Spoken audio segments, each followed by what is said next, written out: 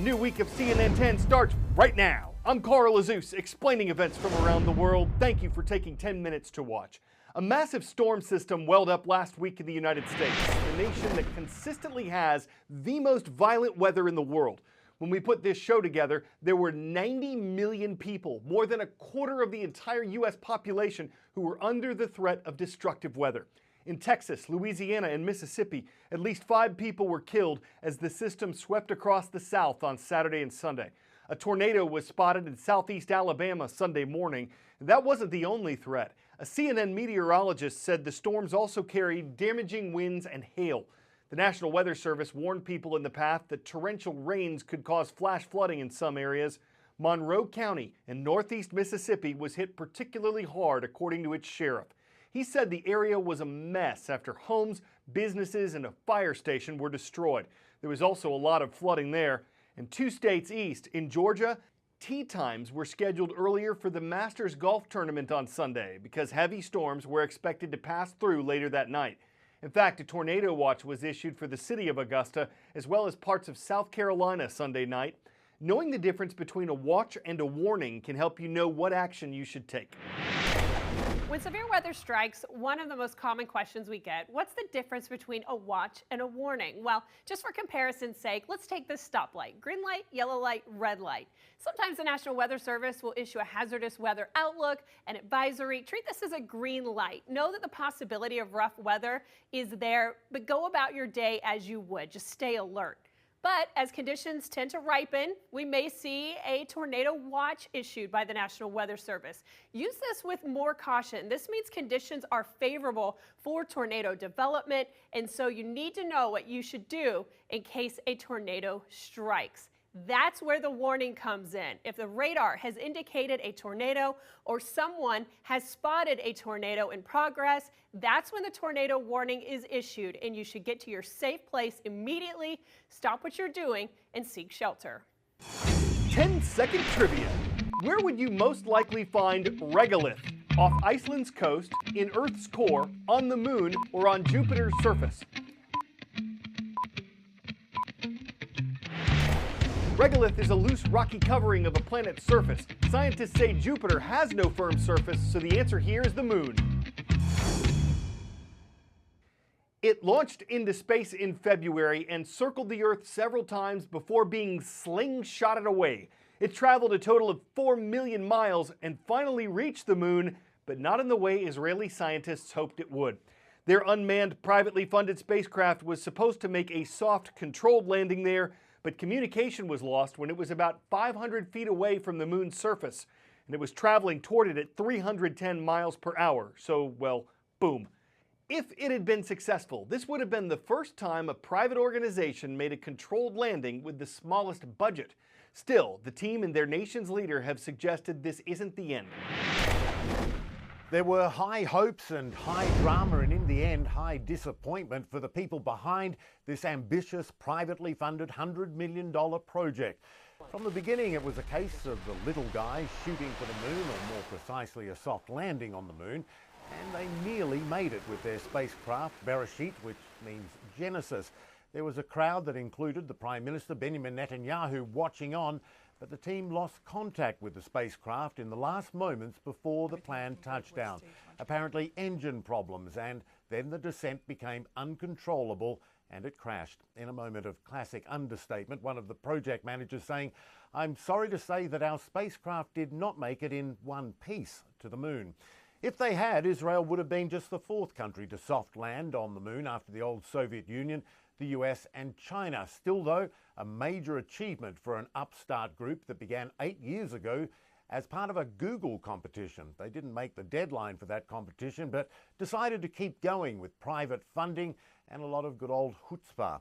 And they came oh so close to success. Still became only the 7th country to get to the moon, if not successfully land on it. A lot of pride in Israel in this project. Plenty of people watching live, including school kids at the president's home, and those behind the project not letting the less than soft landing put them off. For its part, Space IL says, quote, "Don't stop believing, we will continue to work hard." And then the Prime Minister Netanyahu saying, quote, "We will try again. Next time it will be better." A sign perhaps of government involvement going forward. Quote, "I'm seriously considering investing now in the space program." Michael Holmes, CNN, Jerusalem. Space investors from around the world will probably have a new option for getting their satellites into orbit. It's called Stratolaunch, and it's considered to be a megajet. 6 engines, 2 cockpits, though only one is used to fly it. Its wingspan is 385 feet, which is wider than an American football field is long. This plane is longer, wider, and heavier than the H-4 Hercules, also known as the Spruce Goose. And the Stratolaunch made history Saturday morning when it lifted off the ground, got up to speeds of 173 miles per hour, and climbed 15,000 feet into the sky. But you and I aren't going to fly it as passengers. This thing's designed to carry rockets loaded with satellites so they can be launched from an altitude of 35,000 feet into orbit. That can save money over ground-based launches. Stratolaunch was funded by Microsoft co-founder Paul Allen, who died last October. It does have competitions from other companies, and it has a series of test flights and certifications to go through before it can actually start working. There are an estimated 1.3 million people in America who are classified as unaccompanied youths. One of them lost his mother when he was 12. His father was incarcerated when he was 13, and he didn't have anywhere to live. That's a problem that Vicky Sokolik has been working to solve since 2007 when she founded Starting Right Now. It's an organization that's helped more than 200 young people in Tampa, Florida. A homeless unaccompanied youth is about 15 to 19 years old who is not with their parent or guardian and not eligible for foster care because they weren't taken from their home, but rather they made the decision to leave their dangerous situation. Most people don't even know these kids exist. There's a lot of shame that goes with being a homeless unaccompanied youth. They hide what's actually going on with them. And so they really become this very invisible population. Hello, hello, hello. We have helped 200 unaccompanied homeless youth. Our kids were just dealt bad hands, and we helped them reshuffle their deck. Do you want a biscotti? No, just banana bread? We offer safe and stable housing, academic support, reliable mentor in their life, and all with the goal of getting each student to reach their own full potential. We went to great lengths at both houses to make them really feel like homes. A lot of times it's the first time that they actually have a bed that they can call their own. We look at every single student as an individual person. If a student needs extreme academic support, that's what we're going to focus on. If a student needs extreme therapy, that's what we're going to focus on. And then we help them plan their future. Okay, so you're still planning on going to SBC? Yes. 97% of our kids graduate high school and go on to their next goal. The transformation of these kids is monumental. They come in so broken, they cannot trust. And I'm just one person telling them, I'm gonna help them. They become softer. It's just great that they can be happy and they're able to be kids again. These are kids who have been told they don't matter, and their voice does matter.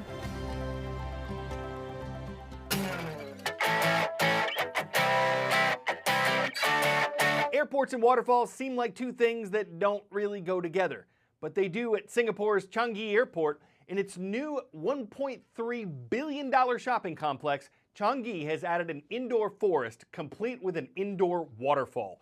It's more than 130 feet high, making it the tallest indoor waterfall on the planet.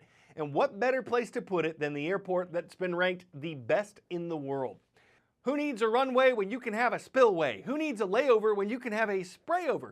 In the concourse of travel, when people get hangered up by delays that seem interminable, it's great to have a tower of water if the tower of control gets backed up. Maybe Changi will become a destination of its own for some folks who just don't want a departure.